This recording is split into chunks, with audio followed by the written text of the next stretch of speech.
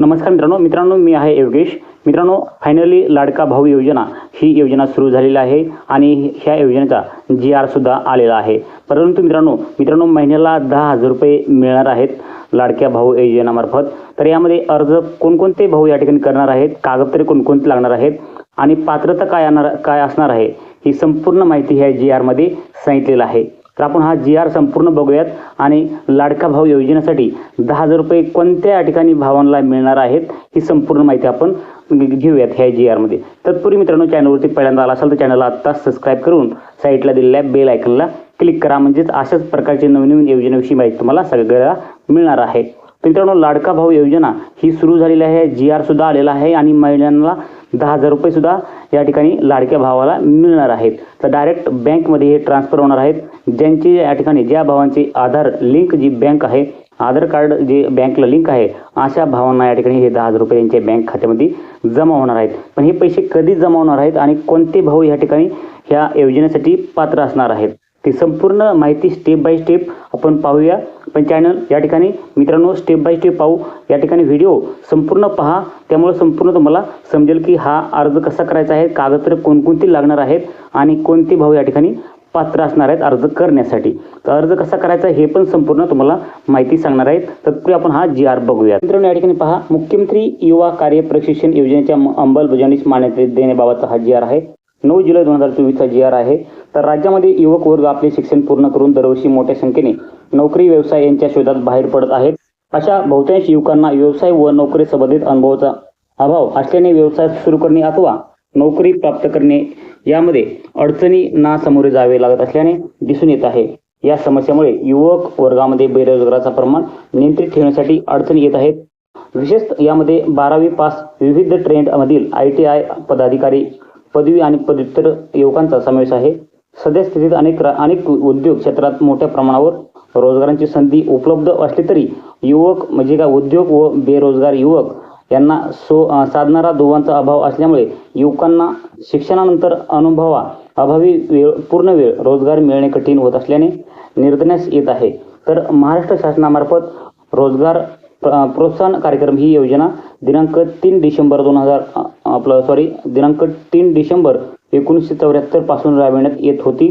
सदर योजना अधिक प्रभावीपणे राबविण्यासाठी या योजनेचा लाभ अधिकाधिक उमेदवारांना व्हावा यासाठी कालानुरूप सदर योजनेत सुधारणा करणे आवश्यक होते। त्यामुळे उमेदवारांना रोजगाराच्या अधिकाधिक संधी उपलब्ध व्हाव्यात याकरिता सदर योजना सुधारित करण्याची बाब शासनाच्या विचाराधीन होती। तसेच या ठिकाणी जे काही शासन निर्णय आहेत ते पण आपण बघूया। शासन निर्णयामध्ये राज्यातील युवकांना त्यांच्या शिक्षणानंतर प्रत्यक्ष कामाचे प्रशिक्षण देऊन त्यांची नोकरी मिळण्याची क्षमता वाढवण्यासाठी मुख्यमंत्री युवा कार्य प्रशिक्षण योजना सन 2024-25 या आर्थिक वर्षापासून सुरू करण्यास मान्यता देण्यात येत आहे। तर मित्रांनो, मुख्यमंत्री युवा कार्य प्रशिक्षण योजनेचे स्वरूप काय आहे ते अगोदर जाणून घेऊयात।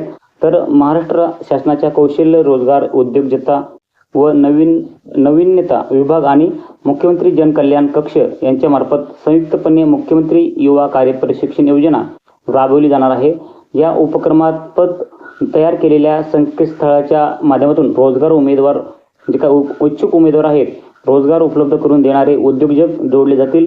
रोजगार इच्छुक उमेदवारांना प्रत्यक्ष कामाचा अनुभव प्रशिक्षणातून मिळून त्यांची क्षमताची वाढ होईल। तसेच उद्योजकांच्या त्यांच्या उद्योगासाठी आवश्यक असणाऱ्या मनुष्यबळ कार्य प्रशिक्षण योजनेद्वारे उपलब्ध करून देण्यात येईल।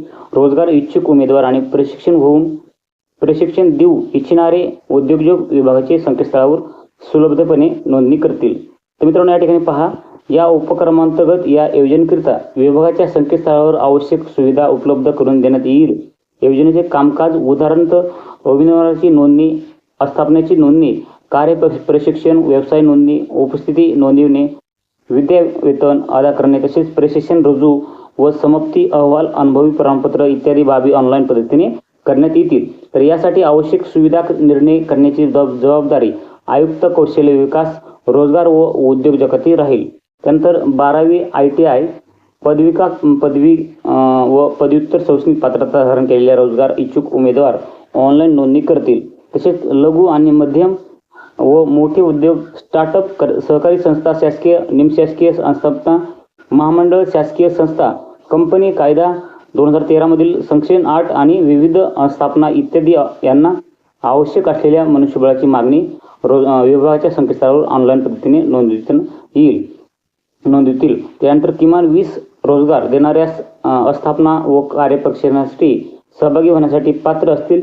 या आस्थापना उद्योगामध्ये सध्याच्या मनुष्यबळावर आधारित सुमारे 10 लाख कार्यप्रशिक्षणाच्या संधी प्रत्येकी आर्थिक वर्षात या योजनेसाठी माध्यमातून उपलब्ध होतील. या योजनेअंतर्गत पात्र आस्थापना उद्योग यांची यादी परिशिष्ट अ मध्ये नमूद आहे. तर शासकीय निमशासकीय आस्थापना उद्योग महामंडळाची संबंधित तालुका, जिल्हा व विभाग, राज्य कार्यालये या योजनेअंतर्गत मनुष्यबळाची मागणी करू शकतील. तर रोजगार इच्छुक उमेदवारांची पात्रता व उद्योगाची कुशल मनुष्यबळाची मागणी यास जोडण्याचे कामे विभागाचे संकेतस्थळ करेल. तसेच सदर योजनेकरिता उमेदवाराची पात्रता काय असणार हे आपण खालीलप्रमाणे बघूयात. तर उमेदवाराची जी किमान वय जे आहे ते 18 ते जास्तीत जास्त 35 असावे. त्यानंतर उमेदवार किमान शैक्षणिक पात्रता 12वी तरी पास असणं गरजेचं आहे. त्यानंतर ITI पदव्युत्तर असावी. मात्र शिक्षण चालू असलेल्या उमेदवार या योजनेत सहभागी पात्र असणार नाहीत. तसेच त्यानंतर उमेदवार हा महाराष्ट्र राज्याचा अधिवास असावा. उमेदवार आधार नोंदणी असावी. त्यानंतर उमेदवार जे आहे त्यांची बँक खाते जे आहे ते आधार संलग्न असावे. उमेदवाराचे जे कौशल्य, रोजगार व उद्योगता आयुक्तालयाच्या संकेतस्थळावर नोंदणी करून रोजगार नोंदणी क्रमांक प्राप्त केलेला असावा. आता सदर नोंदणीकरिता आस्थापना उद्योगासाठी पात्रता खालीलप्रमाणे असेल. तर आस्थापना उद्योग महाराष्ट्र राज्यात कार्यरत असावा. आस्थापना उद्योग कौशल, रोजगार, उद्योगता व नाविन्यता विभागाच्या संकेतस्थळावर नोंदणी केलेली असावी. आस्थापना उद्योगाची स्थापना किमान 3 वर्षे असावी. आस्थापना उद्योगाची EPF, ESIC, GST certificate of incorporation, DPIT व उद्योग आधारची नोंदणी केली असावी. या योजनेअंतर्गत राज्यातील उद्योगामध्ये रोजगार उपलब्ध करून देण्यासाठी खालीलप्रमाणे कार्यप्रशिक्षण कार्यक्रम राबविला जाईल व त्यांचे स्वरूप पुढील प्रमाणे निश्चित केली आहे. तर या योजनेत सहभागी होण्यासाठी उमेदवार कौशल्य, रोजगार, उद्योगता, नाविन्यता विभागाच्या योजनेच्या ज्या संकेतस्थळावर नोंदणी करणे आवश्यक आहे. त्यानंतर या ठिकाणी तुम्ही पाहू शकता, आस्थापना उद्योग महामंडळामार्फत विना अनुभवी रोजगार इच्छुक पात्र उमेदवारांना आस्थापन उद्योग महामंडळ यामध्ये प्रत्यक्ष कार्य प्रशिक्षण देण्यात येईल. या योजनेअंतर्गत उमेदवारांना प्रशिक्षण कालावधीत कार्य प्रशिक्षणाद्वारे अर्धकुशल प्रकारचे प्रत्यक्ष प्रशिक्षण देणे अपेक्षित आहे. सदर कार्य प्रशिक्षणाचा कालावधी 6 महिने असेल. सदरच्या 6 महिन्याच्या कालावधीसाठी उमेदवारांना या योजनेअंतर्गत शासनामार्फत विद्यावेतन देण्यात येईल. प्रशिक्षण पूर्ण केलेल्या उमेदवारांना संबंधित आस्थापनेकडून प्रशिक्षण यशस्वीरित्या पूर्ण केल्याचे विहित नमुन्यातील प्रमाणपत्र देण्यात येईल. त्यानंतर या योजनेच्या प्रतीक्षेनंतर जे प्रशिक्षण पूर्ण केलेले उमेदवार संबंधित उद्योग आस्थापना यांना योग्य वाटल्यास व उमेदवारी इच्छुकता असल्यास त्यांना रोजगार देण्याच्या दृष्टीने संबंधित आस्थापना निर्णय घेऊ शकतील. तर या योजनेअंतर्गत प्रशिक्षण घेत असलेल्या उमेदवारांना किमान वेतन कायदा, राज्य कामगार विभाग कायदा, कामगार भविष्य निर्वाह निधी कायदा, कामगार नुकसान भरपाई कायदा व औद्योगिक विवाद कायदा लागू राहील. त्यानंतर या कार्य प्रशिक्षण योजनेअंतर्गत प्रशिक्षणार्थी त्यांच्या शैक्षणिक अर्हतेप्रमाणे शासनामार्फत विद्यावेतन दिले जाईल. तर सदर विद्यावेतनाचे विवरण खालीलप्रमाणे असेल. या ठिकाणी पहा मित्रांनो, सर्वात महत्त्वाचं म्हणजे शैक्षणिक अर्हता आणि प्रतिमाह वेतन किती असणार आहे पहा. 12वी पासला 6,000 रुपये प्रतिमाह विद्यावेतन असणार आहे. त्यानंतर ITI पदविका असणारे जे लाभार्थी आहेत त्यांना प्रतिमाह विद्यावेतन जे आहे ते 8,000 रुपये असणार आहे. आणि त्यानंतर पदव्युत्तर प्रतिमाह 10,000 रुपये विद्यावेतन मिळणार आहे. असे आहे मित्रांनो शैक्षणिक अर्हता. तर या ठिकाणी प्रतिमाह 10,000 रुपये, प्रतिमाह विद्यावेतन 8,000 आणि प्रतिमाह 6,000 रुपये असे टप्प्याटप्प्याने. 12वी पासला 6,000, ITI पदविकासाठी 8,000 आणि पदव्युत्तर 10,000 रुपये प्रतिमाह विद्यावेतन मिळणार आहे. तर या ठिकाणी पहा, या योजनेअंतर्गत उपरोक्त तक्त्यात नमूद दरमहा विद्यावेतन रक्कम शासनाद्वारे प्रशिक्षणार्थ वजा करण्यात येईल.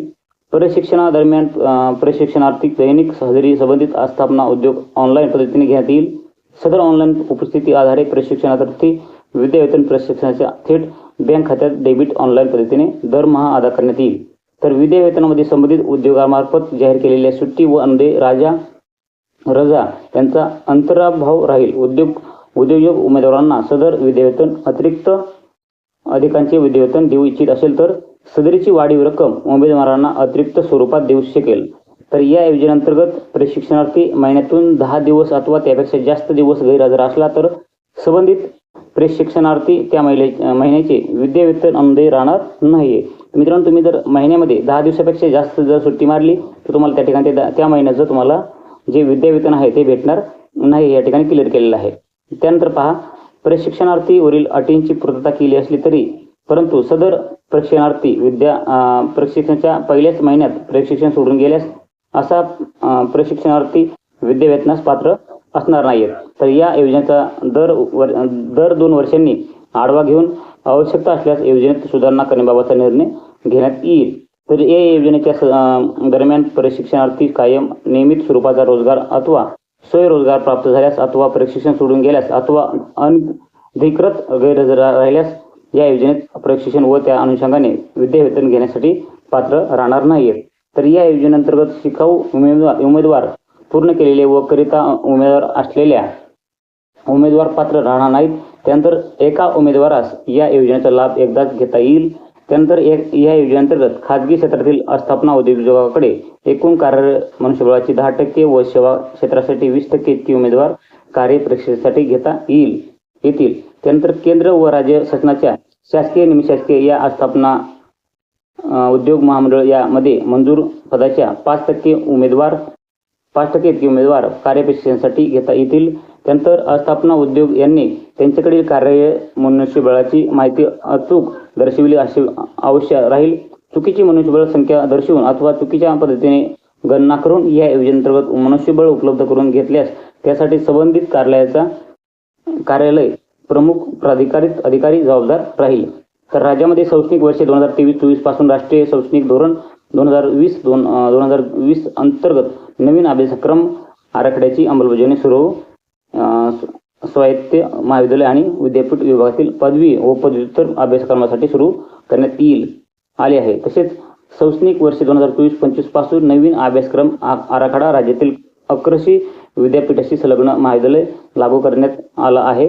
नवीन अभ्यासक्रम आराखड्यात एकूण 6 व्हर्टिकल्स पैकी 5व्या आणि 6व्या व्हर्टिकलमध्ये कौशल्य आधारित अभ्यासक्रम on job training OJT apprenticeship या नाविन्यपूर्व अभ्यासक्रमाची समावेश करण्यात आला आहे.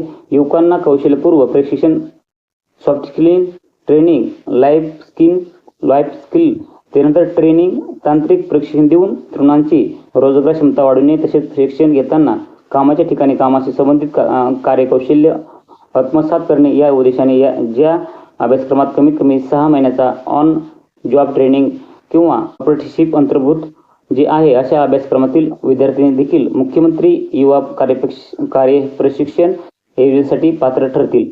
या योजनेचे नियमित संनियंत्रण जे आढावा खालीलप्रमाणे घेण्यात येईल. तर या योजनेसाठी राज्यस्तरीय संनियंत्रण समिती स्थापन करण्यात येत आहे. सदर समिती योजनेचा आढावा घेत तसेच योजनेमध्ये धोरणात्मक सुधारणा बदल बाबतचा निर्णय घेण्यात येईल. समितीची बैठक दर 4 महिन्यांनी अथवा आवश्यकतेनुसार घेण्यात येईल. तर सदर समितीची रचना खालीलप्रमाणे राहील. या ठिकाणी समितीचे पदनाम आणि या ठिकाणी अध्यक्ष सदस्य असे काही दिलेले आहेत. त्या ठिकाणी खाली पण दिलेले आहेत. त्यानंतर कौशल्य रोजगार उद्योजकता व नाविन्य जिल्हा कार्य समिती या ठिकाणी आहे. अशी भरपूर या ठिकाणी माहिती या ठिकाणी ह्या GR मध्ये दिलेली आहे. मुख्यमंत्री कार्य प्रशिक्षण युवा अंमलबजावणी करण्याकरिता आवश्यक निधी 2024-25 या आर्थिक वर्षात उपलब्ध करून मान्यता देण्यात येत आहे. तसेच योजनेच्या अंमलबजावणीसाठी लागणारा प्रशासकीय खर्च, प्रचार, प्रसिद्धी इत्यादी एकूण खर्चाची 3% निधी उपलब्ध करून देण्यास मान्यता देण्यात येत आहे.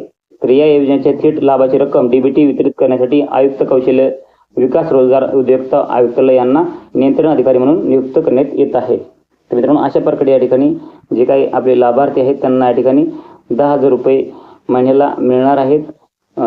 काहींना 6,000 रुपये मिळणार आहेत. जे काही 12वी पास आहेत अशांना 6,000 आणि ज्यांनी ITI पदविका केलेली आहे त्यांना 8,000 आणि पदवीधर पदव्युत्तर यांना प्रति महाविद्यावेतन जे आहे ते 10,000 रुपये प्रति महिन्याला मिळणार आहेत. तर मित्रांनो, नक्कीच तुम्हाला ही माहिती समजली असेल. की ह्यात काय काय कागदपत्रे लागणार आहेत, काय काय अटी आहेत आणि या ठिकाणी कसा कसा अर्ज करावा लागणार आहे आणि तुम्हाला या ठिकाणी हे 10,000 रुपये कसे मिळणार आहेत महिन्याला आणि कोणत्या ठिकाणी लाडक्या भावांना हे 10,000 रुपये मिळणार आहेत हे पण तुम्हाला चांगलं समजले असेल. त्यामुळे मित्रांनो, माहिती जर तुम्हाला आवडली असेल तर व्हिडिओला आत्ताच लाईक करा. चॅनलवरती पहिल्यांदा असेल चॅनलला सबस्क्राईब करा आणि अशाच विशेष माहिती पाहण्यासाठी आपल्या चॅनलला आत्ताच सबस्क्राईब करा. तर मित्रांनो, भेटूयात अशाच नवीन माहितीचं नवीन व्हिडिओमध्ये. तोपर्यंत तुमच्या मनामध्ये काही प्रश्न शंका असतील तर या ठिकाणी आम्हाला कमेंटद्वारे सांगायला विसरू नका.